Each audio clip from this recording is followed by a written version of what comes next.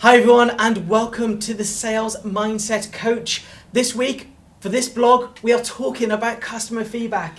I love customer feedback. You do? Customer feedback's great. Yeah. But why use it? To you, as a sales coach, as a sales professional, why use or why gain customer feedback?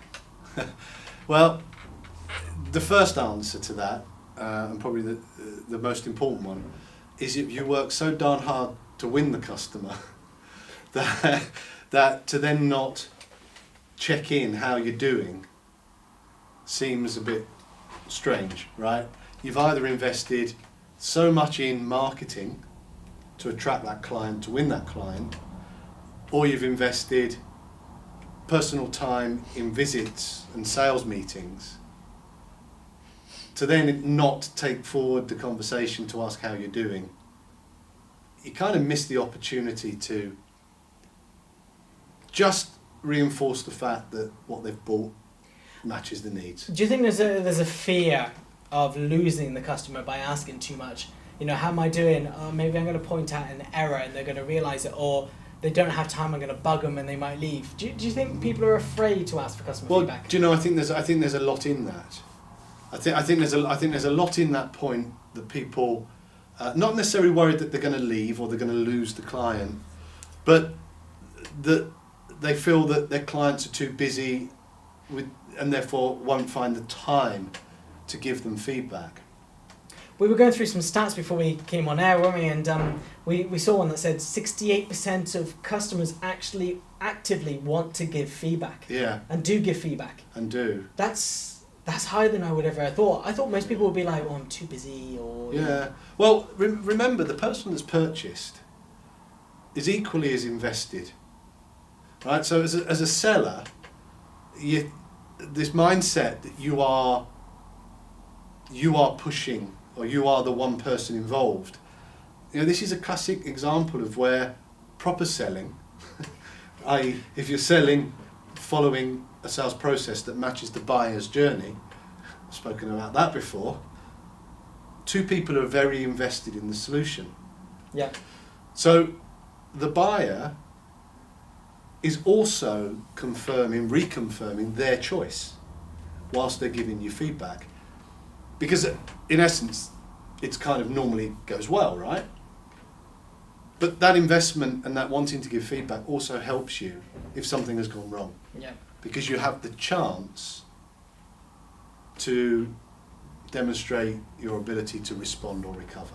So it's really you know, really a bit of a no-brainer that asking for feedback, because you're both involved in this journey of selling and buyer, is logical. Do you think it's the one thing it's unmissable in business? You have to do it. You need to do it. Well, You might be able to blag other things, but when it comes to customer feedback, it's the best way to incorporate everyone into that process. well, can you imagine? Can you imagine not knowing, or not coveting the voice of your customer into your business?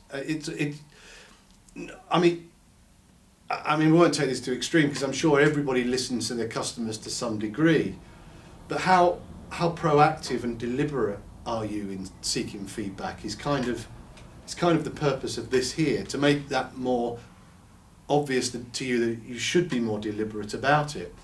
Because if you're not only are you unable to test that what you're offering is right, you're unable to develop future proofing.